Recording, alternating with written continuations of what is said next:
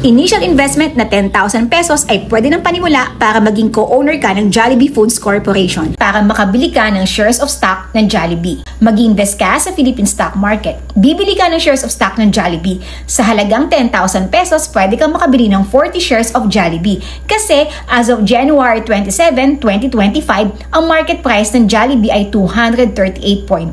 So, 10,000 pesos, i-divide mo sa 238.2, that's 42. Pero ang board date ng Jollibee ay 10. Pag sinabi mong board date, ito yung minimum number of shares na pwede mo i-trade sa stocks. Simulan mo ng aralin ang stock market, ang simple investing strategy nito para maging co-owner ka ng Jollibee. At hindi lang yun, magandang preparation yan para sa iyong retirement fund, para magkaroon ka ng extra income or passive income, para sa education ng iyong mga anak, at pwede mo pa ipamana ang knowledge mo sa stock market sa iyong mga anak.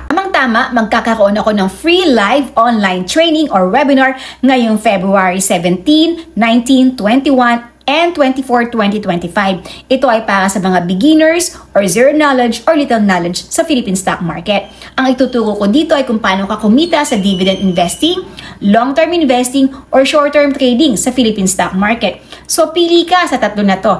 Asahan kung attendance mo, online po ito. Ilalagay ko yung link dito at sa comment section, mag-register ka na.